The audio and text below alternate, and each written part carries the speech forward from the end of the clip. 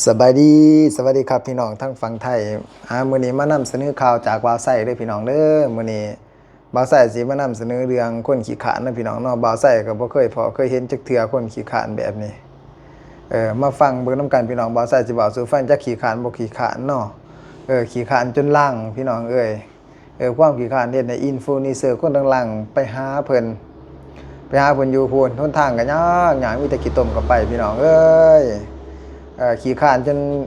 บอกง่ายๆซะเนาะไปทายว่าซะไปขี่เนาะพี่น้องไปขี่ก็ยังบ่ไปนอนขี่อยู่หั่นเมียเฮ็ดให้กินล่าสุดหรือว่าสิยำเขาสิกินเขายังขี่ข้าน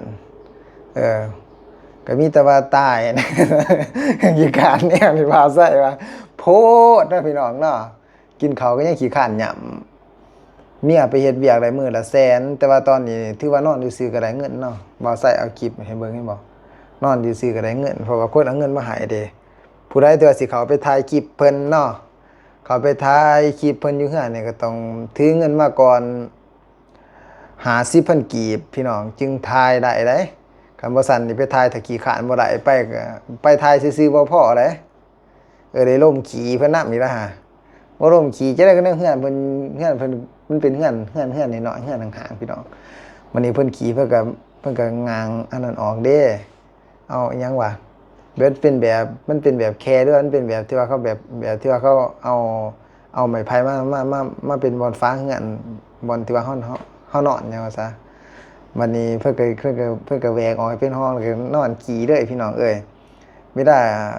กินข้าวเนาะเวลากินข้าวแล้วก็เมียแต่งของกินมาให้กินเมียแต่ของกินไม่กินสันแล้วกินแต่ปื้บแล้วก็นอนโดดได้เอาน้ำไม่กินแล้วก็นอนจะเป็นสนุกสุขสบายโพดมาเบิ่งเบาคำหักสัมผัสเพิ่นพี่น้องมาฟังเบิ่งนำกันเด้อว่าเป็นจังได๋เนาะดูเดือดขนาดพี่น้องเอ้ยฟังนำกันเด้อตอนนี้ไอ้กินข้าวแล้ววะยังนะมันบอกมียังกินนะข้านกินนะ เอา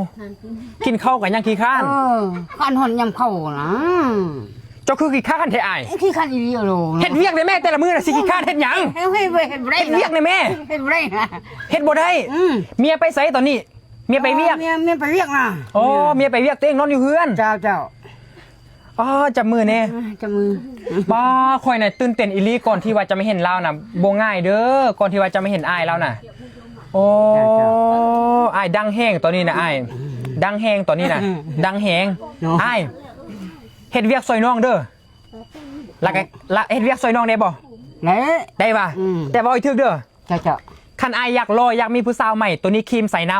ำจับเว้าเบิ่งดูเว้าใส่กล้องเบิ่งครีมใส่น้ำครีมใส่น้ำตัวนี้ครีมใส่น้ำของแท้ครีมใส่น้ำของแท้เนาะแม่นใส่แล้วเฮ็ดหยังใส่แล้วเป็นหยังใส่ได้แล้วขาวว้าว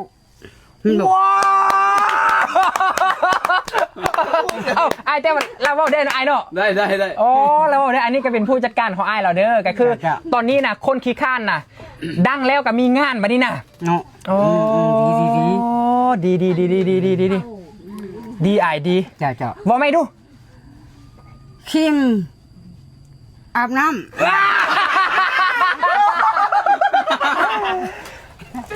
ครีมใส่น้ำเนาะตัวนี้เอาให้เมียใส่เด้อแล้วก็ยังมีอีกไอ้ตัวนี้เป็นกันแดดใส่น้ำเหรอกันแดดใส่น้ำใส่ต้นอันน่ะกลางเว้นนี่คนขี้ข้านคือไอ้น่ะนอนแต่ละมือต้องใส่บอกมึงดูกันแดดใส่น้ำกันแดดใส่น้ำอันนี้กันแดดใส่น้ำอันนี้ดิอันนี้ครีมใส่น้ำโอ้เก่งเนาะจ้างเราเด้อมาถ่ายคอนเทนต์ได้แต่คอยบอกว่าเปียมัก10หน่อยเนาะ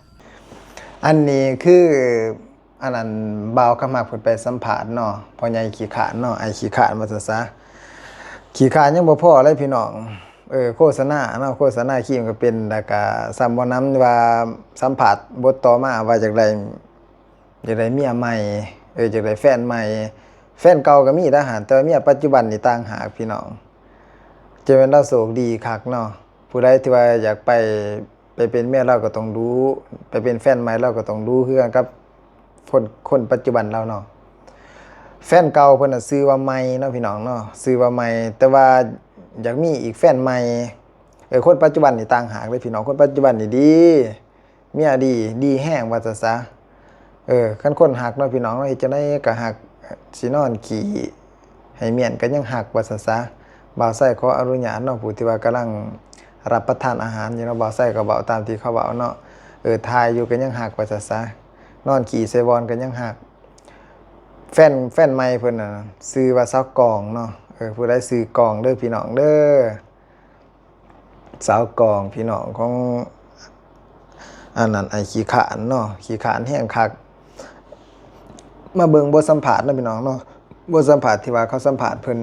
เกี่ยวกับแฟนใหม่เพิ่นอยากไล่แฟนใหม่บอกอยากไล่มาอีหยังหั่นบ่เพิ่นนี่ว่าอยากไล่มาให้เขาเฮ็ดกินสู่กินแล้วก็มาให้เขาเฮ็ดเวียกเฮ็ดงานเพิ่นนอนให้เพิ่นนอนให้เพิ่นขี้ขานให้เพิ่นนอนว่าซะโธ่ว่าใส่ว่ามันก็สิโพดได้เด้อมันก็สวรรค์ประทานโพดเนาะ สวรรค์ประทานโพดเด้อสิหาเมียมาแล้วก็ให้เพิ่นนอนใส่นอนกินนอนเกือกกองอุจจาระปัสสาวะเนาะพี่น้องเนาะเอามาฟังนํกันเนาะบทสัมภาษณ์เพิ่นต่อไปเนาะบทสัมภาษณ์ของบ่าวขี้ขานเนาะที่บ่าวเขาหักไปสัมภาษณ์เพิ่นผู้แฟนเก่ามันซื้อจังไดแฟนใหม่มันซื้อจังไดเนาะไปฟังนํกันเนาะพี่น้องเนาะ ไอ้ขี้ข้านแฟนเก่าเจ้าซื้อหยัง เป็นเก้าขวา แม่น ชื่อนาไม่ ซื้อไหมวะ เจ้า เจ้ายังมีแฟนไหมบ่ อยาก เอ้าละเมียเจ้าดิ แม่ก็ยังมีเพนไม่ต่ออีก เอ้าเจ้าคือไล่ใจแท้เจ้าไล่ใจจังซี่บ่ได้เพราะเป็นลูกผู้ชายได้เป็นลูกผู้ชายบ่ต้องไล่ใจจังซี่แม่ป้าไล่ใจเอาแท้ว่าบ่แม่บ่ฮักเมียตัวเอง หักอยูแต่ว่าอยากได้ทั้งสองสามคนมันตื้มนี่ โอ้ เลี้ยง แต่เฮาขี้ข้านได้อ้ายเจ้ามีเงินจ่ายค่าดองบ่ บ่มีมันจะเอามาเลี้ยงค่อยจะรอด โอ้ยแต่งจะเกิดบ่เบื่อนี่แต่งจะเกิดน่ะ บูนะ เย็นในกรานโพดเย็นในกรานโพดอยากได้กรานโพดกรานจะเกิดมาเมื่อจะเลี้ยงเหรอได้ปลาง่ายเมื่อจะกูจะเลี้ยงเหรอกระป้าเมื่อจะกูจะเลี้ยงเหรอรำโบ้นี่ก็พวกคนเปลี่ยนปันเมื่อจะต้องเส่คิมใส่น้ำกันตั้งจะเลือรำโบ้เหรอแล้วแฟนไม่ในยักษ์แฟนไม่ในซื้อยัง เพนไม่วะพี่กอง ฮะ พี่กอง เราอยู่บ้านใดซื้อกล้องน่ะ อยู่บ้านสุนา เอาวะ เจ้า คนซื้อกล้องเนาะ เจ้า อ๋อคนซื้อกล้องเนี่ยเรางามบ่ ก็งามก็ เรางามแบบใด งามแบบแปลงยุงพวกกินสบายเวลาแบบมันมีอันมารยาทงามละลายรุ่น เอา คือกองอ่ะ ค่อยบ่เข้าใจ ไม่เข้าใจน้อง เอาไหมคนซื้อกล้องนี่เราเป็นคนดีวะเป็นคนแบบใด คนดีอยู่ อ๋อ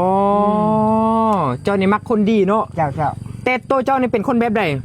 ตัวค่อยเป็นคนแบบมันคนบักขี้ข้านน่ะ โอ้ขี้ข้านแต่ว่าอยากได้เมียหลายคน เจ้า เนาะ เจ้าเจ้า เจ้าบ่มีเงินแต่งค่ะเจ้าได้ แต่บ่มีเงินแต่บอกเขามาอยู่นี่ก่อน โอ้ เรียง ประเด็นคือคนสิมาบ่อนาคตซื้อกล้องนี่สิมาบ่คนซื้อกล้องนี่น่ะ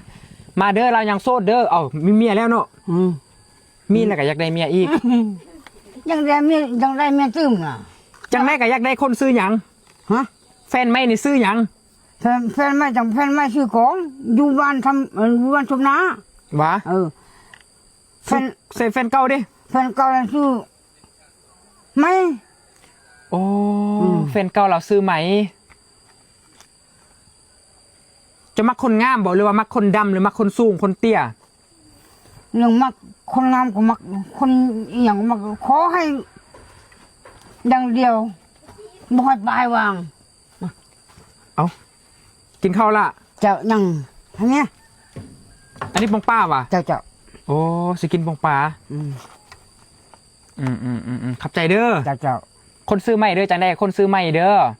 ส่วนตัวนี้เป็นครีมใส่น้ำอยากได้เอาไปใส่ไอรีวิวครีมใส่น้ำมึงดู ครีมใส่น้ำเลยอันครีมใส่น้ำแบบ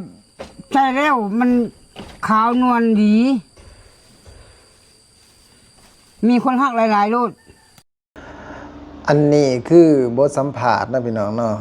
บทสัมภาษณ์ที่ว่าบ่าวก็หักไปสัมภาษณ์ท้าวขี้ขานว่าซะขี้ขานแต่ขี้ขานว่าเนาะพี่น้องเนาะขี้ขานจนลังแต่ว่าบ่ควรเอาเป็นแบบอย่างเลยแนวนั้นพี่น้อง ขี้ขานยังบ่พอจะได้เมีย2เมีย3ตื่มอีกให้บ่มีเงินแต่งเขาแหละแต่ว่าอยากให้เขาน่ะมาอยู่นำโดดว่าซะมาอยู่นำแล้วก็มาเฮ็ดอยู่ครัวกินให้เพิ่นกินอันนี้คือความคิดของท้าวขี้ขานเนาะสาวใหม่สาวกองว่าจังไดท้าวขี้ขานเอิ้นหาอยู่เด้อตอนนี้เนาะมาเบิ่งเนาะกันพี่น้องว่าสิเป็นจังไดเนาะหลายคนก็มีการคอมเมนต์ดราม่าหลายนั่นแหละว่าซะ คนเก่งคนสามารถก็คือบ่ไปสนับสนุนไปสนับสนุนหยังคนขี้ขลาดว่าซะซะอันนี้ก็แล้วแต่บุญบาสนาผู้ใดเนาะพี่น้องเนาะขี้ขลาดอีดีเขาก็จนดังก็คือว่าเนี่ยมันมีจุดเด่นเขาก็ได้ไปนะพี่น้องเนาะมาติดตามต่อไปก็พอได้เบิ่งพอได้ฮู้อยู่เนาะพี่น้องเนาะแต่ว่าบ่าวไส้อยากฝากไว้เด้อบ่ขี้ขลาดปานนั้นก็ได้เนาะแต่ขี้เจ้าของก็ยังบ่อยากไปว่าซะมันโพดได้ มันเป็นสำนึกมันโผล่ดีๆเนาะพี่น้องเนาะขอบใจพี่น้องที่ว่าเข้ามารับชมคลิปบ่าวไส้เด้อฝากกดไลค์กดแชร์เป็นกำลังใจให้บ่าวไส้มีแนวใดดีๆก็สิมานำเสนอแนวใดเป็นตลกเฮฮาบ่าวไส้ก็สิมาบอกสู่ฟังเด้อพี่น้องขอบใจหลายๆ